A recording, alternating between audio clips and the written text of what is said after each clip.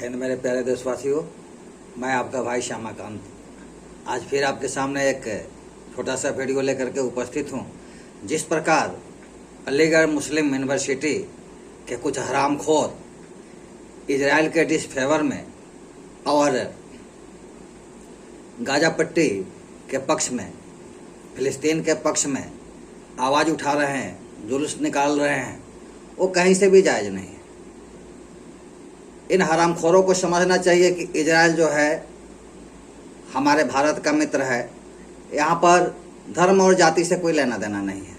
जो हमारी मदद करेगा उसकी हम मदद करेंगे। तो मैं इसलिए वीडियो पर आया, मैं तमाम हिंदू भाइयों से कहना चाहता हूँ कि पूरे विश्व में जहाँ 1.20 बिलियन मुसलमान हैं, इसमें से करीब 20 से 25% उग्रवादी प्रवृत्ति के हैं और इनकी कुल जनसंख्या विश्व में करीब 30 करोड़ से लेकर के 36 करोड़ के बीच में है।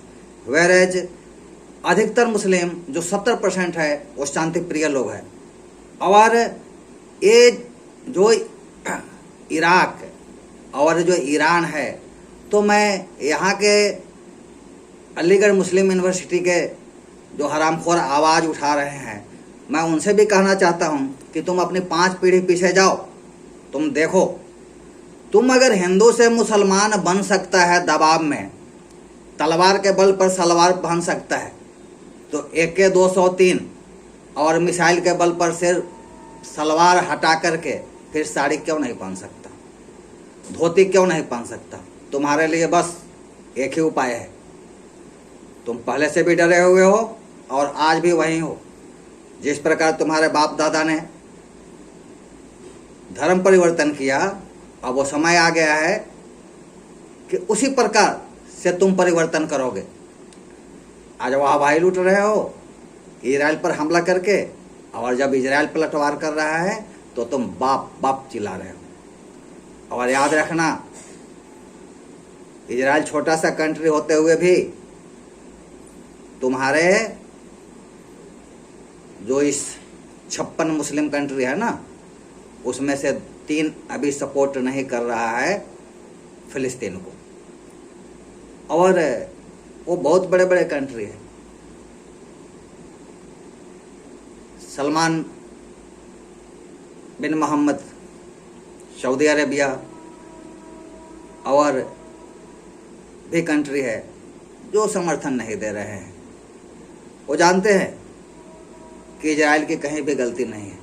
और हुआ कैसे? ये हमास को इतनी औकात कैसे आ गई? ये लेबनान के उग्रवादियों को, हिजबुल्लाह को इतनी ताकत कहाँ से आई? ये ईरान ने जब से एटम बम बनाने की शुरुआत की है और लगभग उसका प्रिपरेशन समझ लीजिए कि हो गया लगता है इस प्रकार का, तो उसने जिहादी प्रवृत्ति के तहत ये हमला करवाई। ईरान और इराक के बासिंदों, तुम भी कभी मेसोपोटामिया और फारस थे। मेसोपोटामिया क्या है? पूरा ईरान का क्षेत्र जो सिंधु घाटी से लेकर के बिहार तक, हरियाणा तक, पाकिस्तान तक, बलूचिस्तान तक, सुतकांगडेर तक फैला हुआ था, वो मेसोपोटामिया का क्षेत्र था। ये फारस की खाड़ी क्या है? इराक के जो क्षेत्र है वो फारस की खाड़ी थी। वहाँ पर हिंदू राजाओं का राज्य हुआ करता था। आज आप कमजोर हो गए। इन्हें हिंदू नेताओं में से कुछ ऐसे नेता जो हिंदुओं के गद्दार हैं। और आप देखिए ये कैसे गद्दारी कर रहे हैं। ये जान रहे हैं कि हम इनसे बुलेट से नहीं लड़ सकते, तो बैलेट से बांग्लादेशियों को, नेपालियों को, जो मुस्लिम्स हैं, रोहिंग्याओं को, और इवन अफगानिस्तान और पाकिस्तान के भी कुछ मुस्लिम बांग्लादेश और नेपाल के बॉर्डर से होते हुए बॉर्डर के क्षेत्रों में बस रहे हैं। आज नेपाल में भी ये जिहादी वहाँ के हिंदुओं पर हमला करने के लिए लाठियाँ उठा रहे हैं, लाठियाँ भाज रहे हैं, जबकि सबको विदित है कि नेपाल एक हिंदू राष्ट्र रहा है और आज भी वहाँ की मनोवृत्ति वैसे ही है। तो मैं तमाम हिंदू भाइयों से कहना चाहता हूँ कि आइए मेरे भाइयों, और हमारा नारा होना चाहिए इजराइल के लिए, हर हर महादेव, जय श्री राम। ये उग्रवादी प्रवृत्ति के लोग क्या नारा लगा रहे हैं, क्या नारा लगा रहे हैं पता है? ला इलाहा इल्लल्लाह, तेरा मेरा रिश्ता क्या, नाराए तकबीर। व्हाट डू यू मीन नाराए तकबीर, तेरा मेरा रिश्ता क्या, ला इलाहा इल्लल्लाह? तुम तो ला इलाहा इल्लल्लाह मोहम्मद रसूलुल्लाह बोल करके किसी का गर्दन काट देते हो और कहते हो कि इसको जन्नत मिल गया, और तुमको कोई मारता है तो कहते हो कि हमको 72 हूर में चला गया। अरे कुछ तो यार ह्यूमैनिटी रखो। इजराइल की बहन बेटियों को तुम उठा करके ले गए और सरेआम मरे हुए जो मर चुका है उसके साथ तुमने हरामियों ने बलात्कार किया और कहते हो कि इजराइल ने हमारे देश पर कब्जा कर लिया है। तुमको इजराइल चुन चुन करके मारेगा। ना तो उसकी मोसाद कमज़ोर है, ना उसकी 92 लाख में से 35 लाख की सेना कमज़ोर है, और ना ही उसकी ट्रेनिंग कमज़ोर है, और ना ही हथियार कमज़ोर है।